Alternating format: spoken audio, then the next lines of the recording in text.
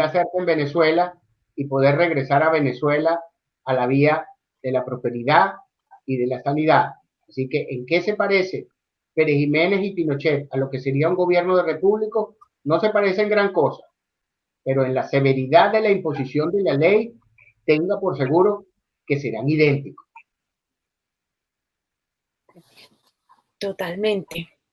Precisamente y debido a eso, doctor, eh, no será muy activo, pero sí me imagino que habrá tenido información de que en las redes se dice mucho, eh, de que muchos venezolanos proponen y dicen, sí, por favor, para Venezuela el efecto Singapur. Y yo le pregunto, ¿usted considera aplicable al caso venezolano el efecto Singapur?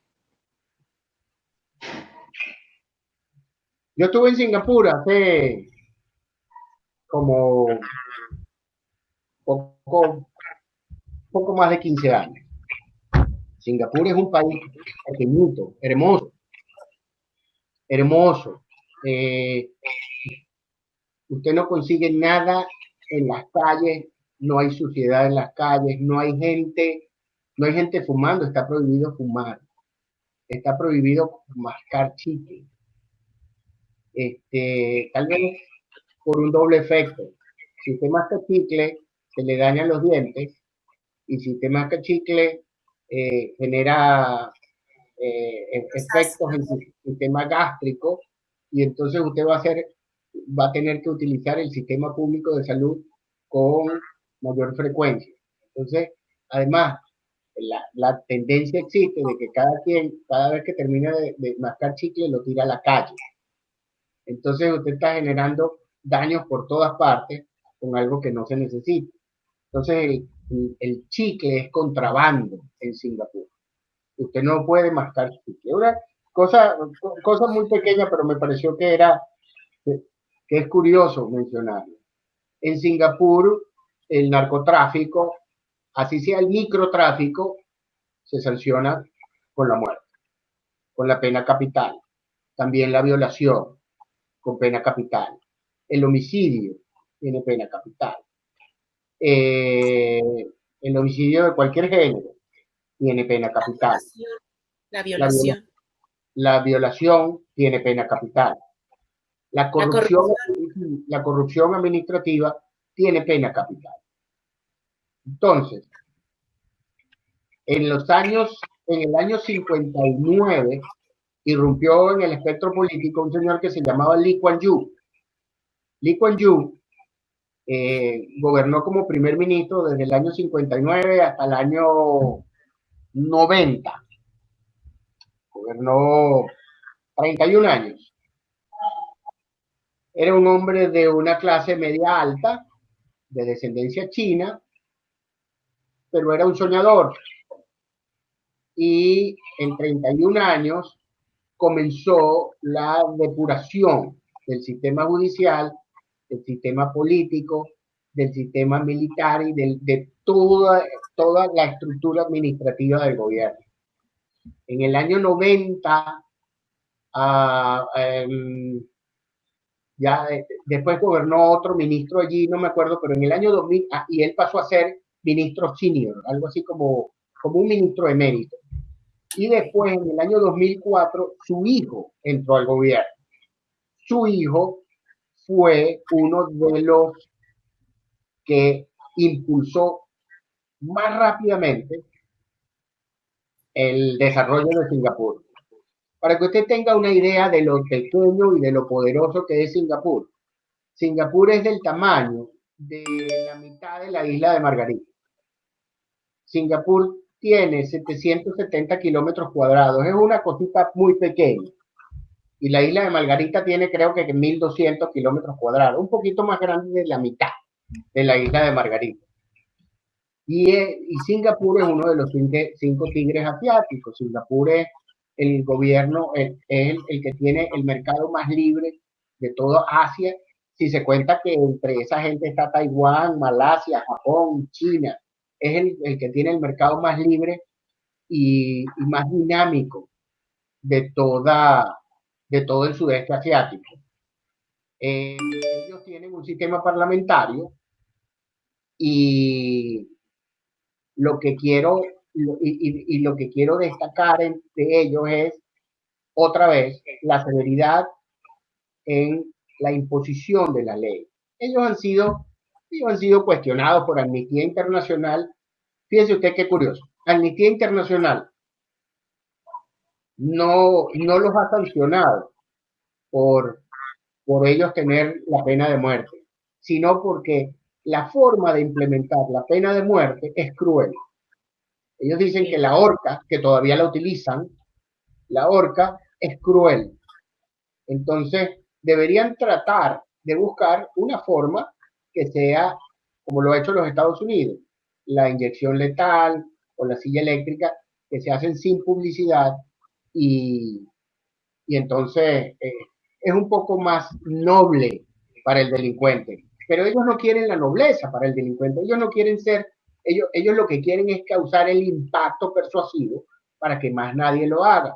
Entonces ellos ejecutan a todos en una cárcel, que no recuerdo su nombre, que es la cárcel más grande de Singapur, y ejecutan a los presos todos los viernes en la mañana. ¿Okay? Y los que no son sometidos a pena de muerte, a pena capital, pues entonces los ponen a cumplir horas comunitarias vestidos como presos en las calles.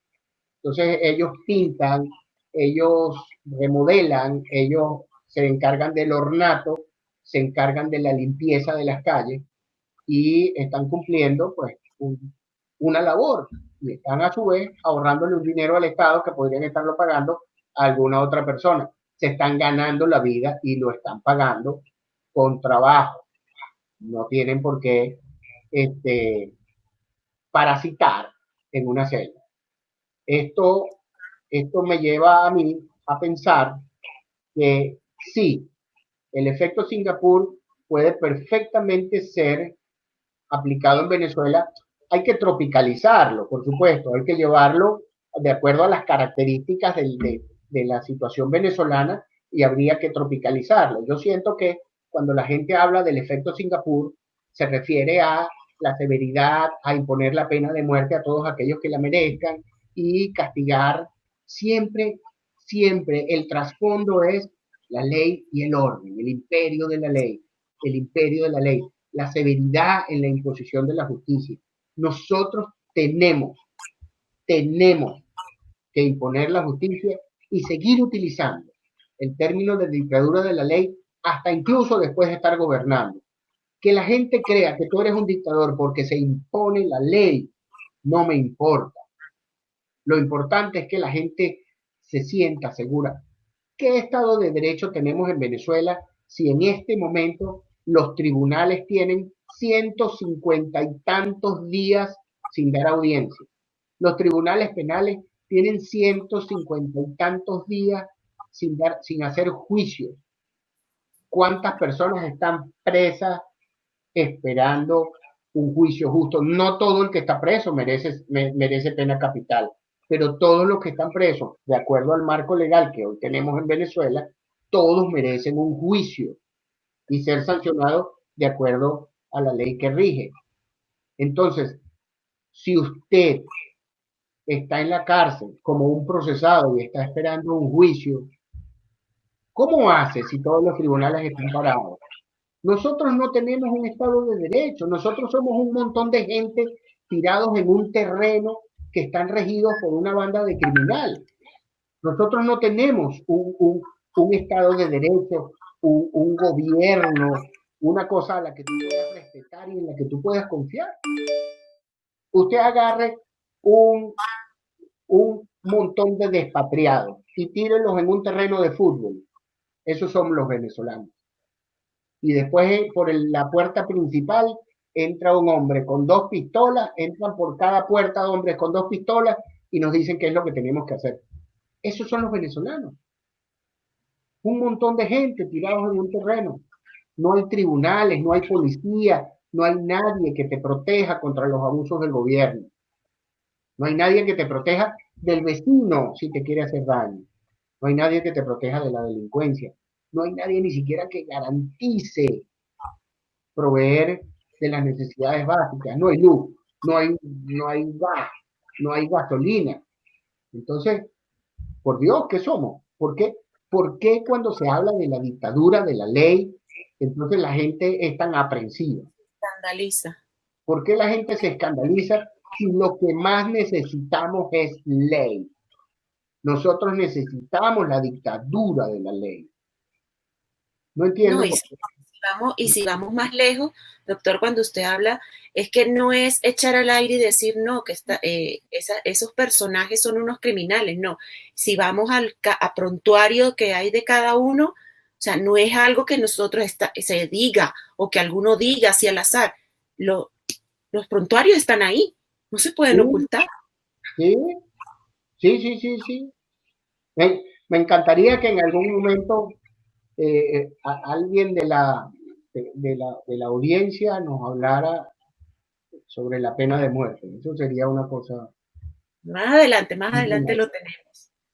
Más adelante lo tenemos. Ya le doy el pase a Givis. No, ok. Es que precisamente la gran ausente de Venezuela durante mucho tiempo es la ley y el orden, porque al no haber ley no hay orden. Y eso es, cada quien tiene la ley en su mano. Y entonces, lamentablemente, eso que usted dice de los venezolanos en un estadio, tal cual como usted lo está diciendo, gráficamente, como sea, así exactamente es, lamentablemente, la vida del venezolano actualmente. Y Así es. precisamente, doctor, sabemos que existen 3 tribunales supremos de justicia. ¿Cuál sería el rumbo de ellos? ¿Qué rumbo tomaría cada uno en un gobierno de repúblicos? Yo tengo amigos en los 3 tribunales. Ay, Dios. Ay, Dios. Bueno, yo creo que en derecho existe una, un acerto, y es que los 2 tribunales que están en el equilibrio, Okay. dentro de los cuales, o sea, ellos eran uno solo, pero por alguna razón eh, política se subdividieron. En ambos lados hay gente valiosa. Hago nuevamente la salvedad, no son todos, no son todos. Hay gente con un dudoso background allí, pero en ambos lados hay gente a la que respeto por su capacidad jurídica, su capacidad de análisis, por su seriedad y por su carácter ético. Hay gente importante dentro de estos dos. En el otro tribunal conozco con menor cercanía 3 o 4 magistrados a los que desafortunadamente no respeto. No respeto desde el punto de vista jurídico y tampoco respeto por sus posiciones, pero el destino del Tribunal Supremo que está en Venezuela es la desaparición total. Hay que barrerlos, hay que barrerlos a todos. Creo que también hay que hacer un estudio más minucioso, pero creo que también hay que sancionarlos a todos. Yo creo que hay que hacer un estudio, cualquier decisión pudiera ser, cualquier comentario en ese sentido pudiera ser apresurado, pero hay que hacer un estudio minucioso a ver cuáles han sido las posturas de esta gente, porque las posturas, las posiciones de estos magistrados en decisiones en donde se ha visto comprometida la soberanía de la nación puede constituir traición a la patria. Y muchos de ellos, por eso digo, hay que ver cuáles han sido sus posiciones, porque resulta que el Tribunal Supremo venezolano es un inmenso cuarto oscuro, en donde uno se entera lo que sale por debajo de la puerta y no sale con total precisión, ni se le da tampoco la publicidad necesaria. Entonces no sabemos quiénes están, quiénes no están, cuáles han sido los debates y cuáles son las posiciones encontradas o si son posiciones unánimes las que tienen allá adentro.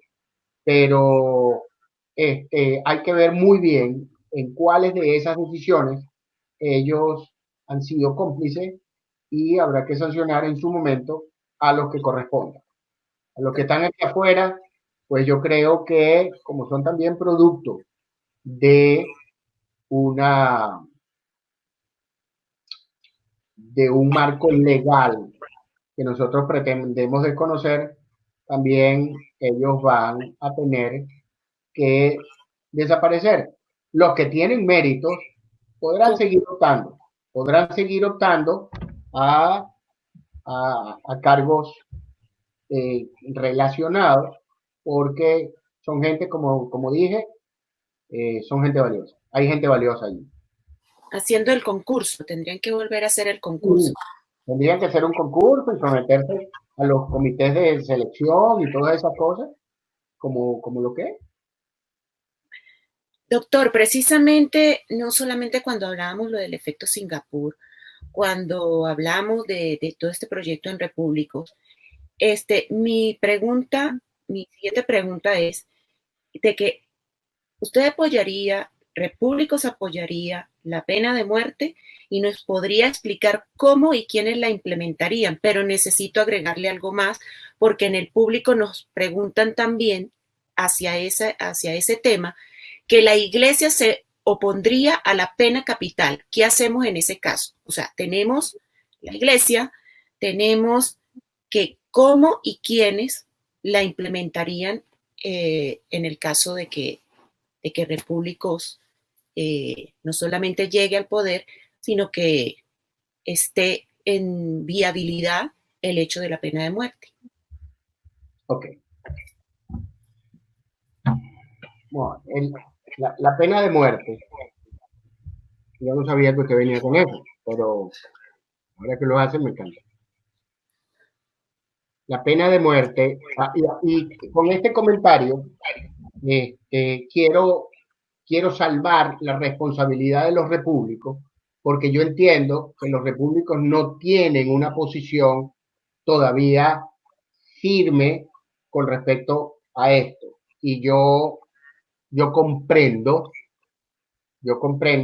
que como corriente política, como grupo, no hayan todavía llegado no hayan asumido una posición definitiva con respecto a la pena de muerte. Esta es mi opinión personal. La pena de muerte, en el caso de Venezuela, es necesaria. La pena de muerte existe desde el Código de Hammurabi, desde el año 1700 antes de Cristo, donde impusieron la ley del talión, aquella que conocemos todos popularmente como el ojo por ojo y diente por diente. En Venezuela necesitamos la pena de muerte. Venezuela necesita una profilaxia de raíz. Y la razón es que han destruido la psique del venezolano. El venezolano ya vive humillado, el venezolano no cree en nadie. El venezolano crea ídolos y ellos mismos los destruyen. Y esto es producto de la frustración, producto del daño que nos han hecho estos políticos que más que antes que políticos son delincuentes, son conglomerados criminales con diferentes ramas y con tentáculos largos en todos los segmentos del delito. Hombres con narcotráfico, corrupción, lavado de dinero, trata de blanca, guerrilla, financiamiento. Esto es una locura. Y entonces, además de eso, uno de los delitos más importantes para un político, que es la entrega de la soberanía de su propio país. Terrible. Y hay gente, la pena de muerte es un tema muy delicado, tanto que cuando lo hablamos, lo hacemos puertas adentro, pero cuando tenemos que hablar de él, una vez que nuestra posición se va a hacer pública, entonces la gente comienza a, a edulcorar la posición. Bueno, es que no podemos ser igual que ellos. Bueno, es que nadie es Dios para poder decidir sobre la vida de otro. Bueno, pero es que todo el mundo tiene derecho a regenerarse. Todo el mundo tiene derecho a una segunda oportunidad. Y cuando tú eres la víctima de aquel delito, entonces cambia el rasero y entonces el estándar es diferente y decimos, ese hombre hay que matarlo, ese hombre merece que lo degollen. ¿Cuántas veces hemos escuchado nosotros en conversaciones privadas, en reuniones de amigos, y que escuchamos de una persona que violó a una niña, la maltrató o la descuartizó? Para mí es una constante, no sé Givis, pero para mí es una constante y le digo algo, Doc. Y en mi posición contundente y rotunda, mientras, más allá de cuando uno ha sido víctima de algo, yo digo, ¿dónde están de cosas atroces? Le voy a poner un ejemplo, el señor Brito. O sea, ¿qué pasó con el señor Brito, Dios mío, y las violaciones de derechos humanos constantes que vivió el señor Brito, que vivió el capitán Acosta, que vivió Oscar Pérez? O sea, ¿dónde están los derechos humanos que tenían que tener ellos? Claro. Entonces, ahí es donde yo digo, mire, yo podré ser católica, apostólica, romana, pero lo lamento, a ellos les violaron los derechos, pero les violaron los derechos de una manera tortuosa, abominable. Entonces, no concibo, de verdad que hay que proteger hasta lo último los derechos humanos de unas personas tan viles, o sea, tan... No, es que, bueno, nos quedamos cortos en la manera de poder describir. Y eso uno de tantos casos, uno de miles, de cuántos no hemos sabido ya. Mire, No soy una Givis, pero esa es mi, como dice el doctor, mi posición. Porque claro, nadie, hasta como dice el doctor, nadie hasta que no sufre, pero yo no tengo que sufrir. Yo sufrí atracos a mano armada, casi nos matan a mi familia y a mí, ok, pero yo no tengo por qué velar por todos los derechos de los que casi nos matan o de los que han hecho las barbaridades y atrocidades hasta el sol de hoy. por O sea, supuesto que no, esa mire, es mi posición también, total. completamente de acuerdo. Mire, condenaron a muerte a Jesús de Nazaret, Total, que vino al mundo a hacer el bien. exactamente. Y lo condenaron por... El otro día supe cuáles eran los delitos. Déjeme ver si los recuerdo. Uno era incitar a la revuelta. El otro era impedir el pago de impuestos al César. Y el otro era por decir que era el Hijo de Dios. Y no solamente lo condenaron a la crucifixión, lo torturaron. Entonces usted me va a decir que estos delincuentes que despellejaron al comandante Arévalo Acosta, No. que asesinaron a Oscar Pérez, que condenaron a muerte a Franklin Brito, que tienen allá a un hombre que yo, por el que siento un gran afecto, que es Caguaripano. Entonces, no solamente eso, nosotros mueren en Venezuela 16.500 personas al año en muertes violentas. Esas muertes violentas que han sido por la pérdida de los valores familiares, por el mal ejemplo que ha venido dando el gobierno, por la crisis económica que se ha ido sembrando, por ir armando a los barrios, por no tener políticas de seguridad constantes. Y además de eso, hay una cifra que no cuenta. ¿Cuántos enfermos han muerto por falta de medicina? ¿Cuántas personas se han suicidado nosotras tocamos ese tema, doctor. Y ahorita, de esa semana a esta, todavía se ha incrementado aún más los suicidios por X o Y tema. Y ya si no son los niños, si no es un adulto, aquí no se ha salvado nadie. El último caso que nosotras vimos, precisamente era una chica, una profesional joven. No. Son No. múltiples las formas, los casos, el desespero que hay. Yo creo que vi esa muchacha, ella trabajaba en Caracas y dejó una niña pequeña, Señor. una hija pequeña, la que se suicidó recientemente, hace como 3-4 días. 3-4 días. Una mujer bella, además, aparecía en sus fotos en Instagram. Entonces, ¿usted sabe cuántas personas han perdido la vida por culpa de estos ciudadanos? ¿Y cómo vamos a lidiar con la iglesia? Y era muy importante eso que nos dijeron aquí el público. ¿Cómo vamos a lidiar con la iglesia con eso?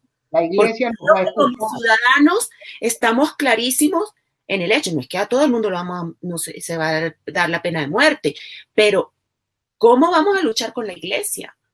Claro. Si yo contara con la invitación de los repúblicos en el ejercicio del gobierno y a mí me correspondiera asesorar en esa materia, yo abogaría por la imposición de la pena de muerte.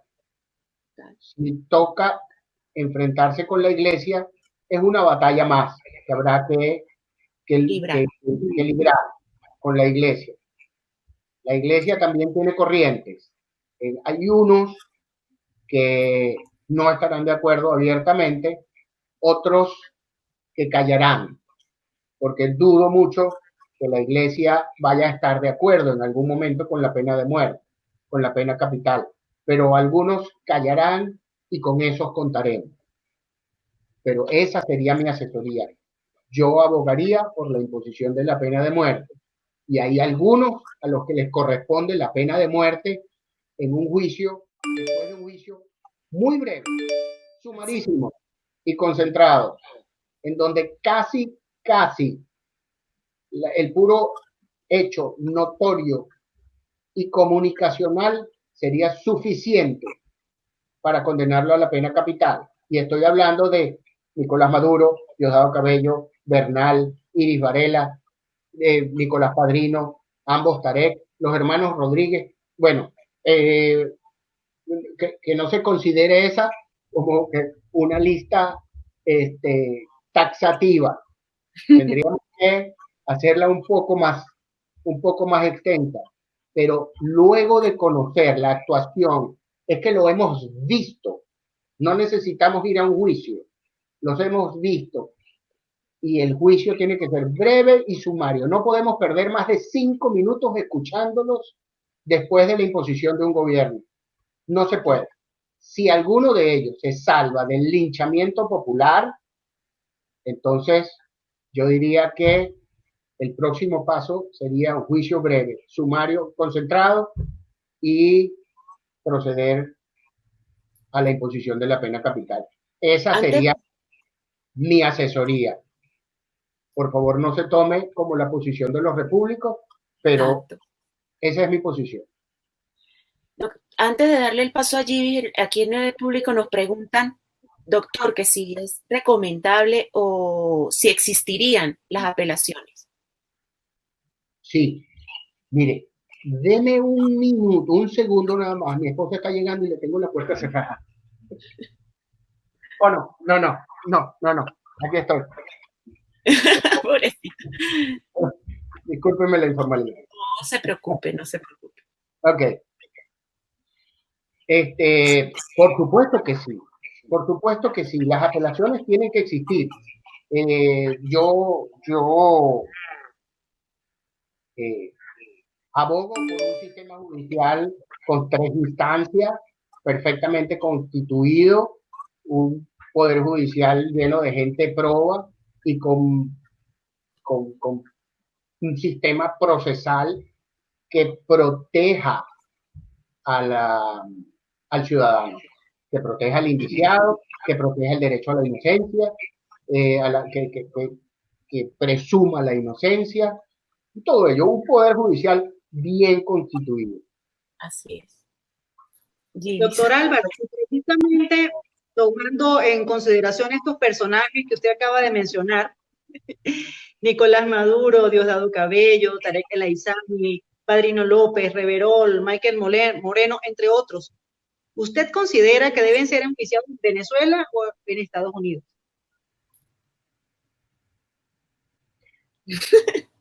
A mí me encantaría tener la posibilidad de enjuiciarlos en Venezuela. Si el sistema permite, una vez constituido el gobierno de facto, y el sistema